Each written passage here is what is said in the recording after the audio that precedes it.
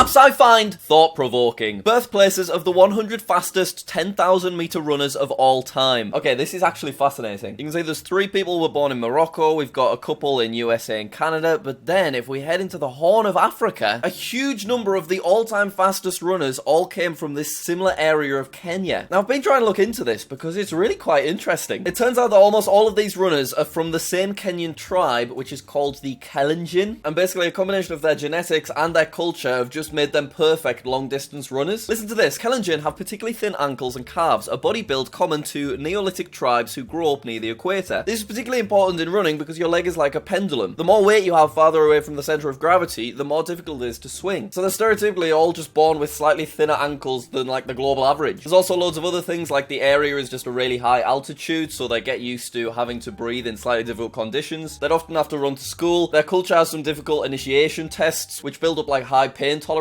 It's all very interesting. This is possibly the most interesting map we've looked at so far. Countries with a higher life expectancy than the United States. Well, first, let's find out what the average life expectancy of the United States is. In 2019, it was 78 years, whereas in the United Kingdom, it's 81 years. So it's not that much difference, but there is a difference. So we've got Canada, Chile, UK, a bunch of European countries, Australia, New Zealand, and also Japan. Interesting. What gasoline is called around the world? Whoa! So almost all of the Americas basically call it gasoline. And in the UK, we call it petrol, and apparently we're the only people in Europe to do so. Most of Europe, Russia, and North Africa call it benzene, apparently. I've never heard of that. Mountain area percentage of some countries. So in Nepal, it's 80% mountains, Switzerland 83%, Armenia 85%, Montenegro 89%, Tajikistan 91%, and Bhutan 98%. That is insane. Right, we are going to Bhutan, and we're going to just shove our little yellow fella somewhere, and I bet we're on a mountain. We've got a 98% chance of being on a mountain, or near a mountain. Yes, big fat mountains all around. Beautiful, very nice. Oh yeah. The new longest possible train journey in the world. Enhance, enhance. So we start down in the south of Portugal, we make our way through Spain, then head into France, then into Germany, Poland, Belarus, all the way across Russia, then down Mongolia, and then into China, deep China as well. Then where are we? Are we going like via Laos, I think maybe? Ending off Malaysia, and then finally Singapore. What a journey. That would be insane. Apparently the map creator thinks that it would take about 14 days to do it all without stopping. It's not that long, is it? I tell you what, that would be one hell of a JackSucksAtGeography video, wouldn't it? Oh, exactly 100 years ago, the British Empire was at its territorial peak. Look at how much control the British Empire had. That is scary. Map presenting coldest temperatures ever measured in Celsius. -27? When was that? The top comments just, ah yes, the grey penis. And there it is.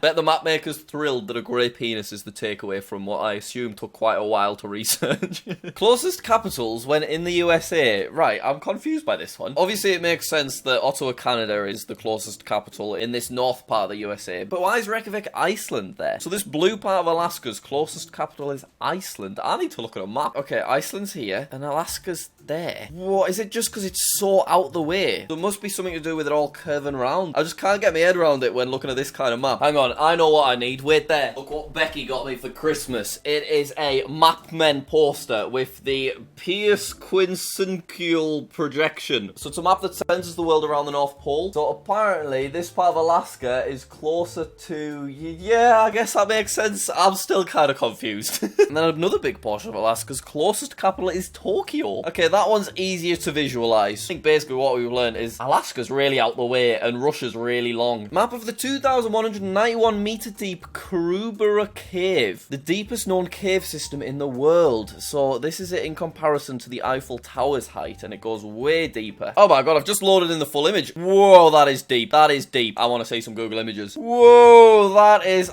absolutely terrifying. Oh my god, that is the most haunted I've ever seen a man look. Right, I'm frightened. Let's move on. The red part contains more people than the blue put together. So we've seen a lot of maps this style, but they've made it even more striking by not just like classing one country as one space. They've included like the least populous parts of the US in this map just to have as much blue as possible. And that's mad because India and China aren't even included in this. It's mainly Bangladesh. Maybe they've shoved a little bit of India in, I don't know. Terminology of the British Isles. Yeah, this is an easy one to get wrong. So the British Isles is everything. The United Kingdom is everything minus the Republic of Ireland. And what's that? The Isle of Man? So is the Isle of Man not in the UK? I didn't know that. Then we've got England, Ireland, and the Republic of Ireland. Yeah, you can see why people get it wrong. It's the same with the Americas. A lot of people would call the United States of America, America. But really, America is basically North and South America, which is what, like 50 countries? And then the north of the United States of America is not North America. This is North America. And Central America isn't Nebraska and Colorado. Central America is Guatemala, Honduras, Nicaragua, all those places. It's all very confusing. All roads lead to Rome. This map visualizes the famous roads built by the Roman Empire. That is insane. There's so many. You would not expect them to be anywhere near that detailed. Like, you'd think that you'd have a road that takes you to London, and then they wouldn't have built any other Roman roads, but obviously I'm completely wrong there. The countries with the most islands. Sweden has 221,000 islands. Let me have a look on my map. So when you'd look at this, you'd think that Norway would have more islands, because, I mean, there's a lot of islands there. But when you go ahead and zoom in on Sweden's coast, a lot of islands keep popping up over and over again. Like, you know, there's 3 right there. You can understand why there's 200,000. It surprises me the United Kingdom has 6,000, though. That's absolutely mad. Pool ownership in the United States. Alright, everything about checks out. We've got a load of pools in California and a load of pools in Florida. Where's this, though? I can't think where that is. It is Arizona. So my question is, if we change to satellite, can we please see a load of pools, please?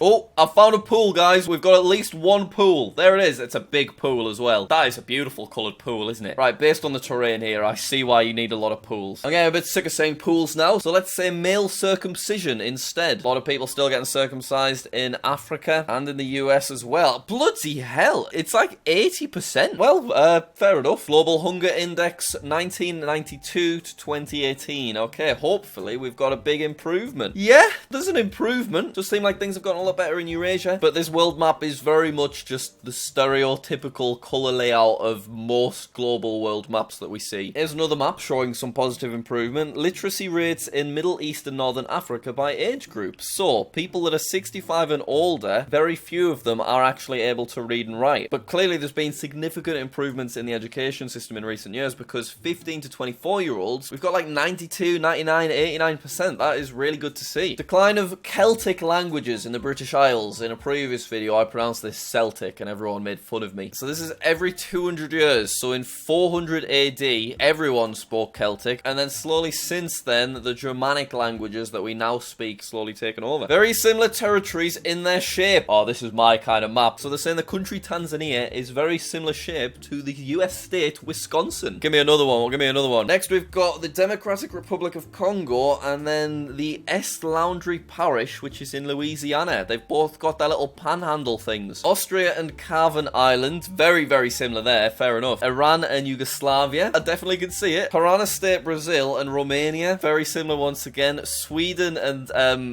Chhattisgarh in India, and then finally Greenland, and then Krasnojarsk, a place in Russia. High-res fantasy-style map of Europe. Oh, I like it. Very pretty, very Lord of the Ringsy in it. Oh, it's just Photoshop, but still very impressive. That looks amazing. I don't even know how you do that. They've even just about included New Zealand, but only just.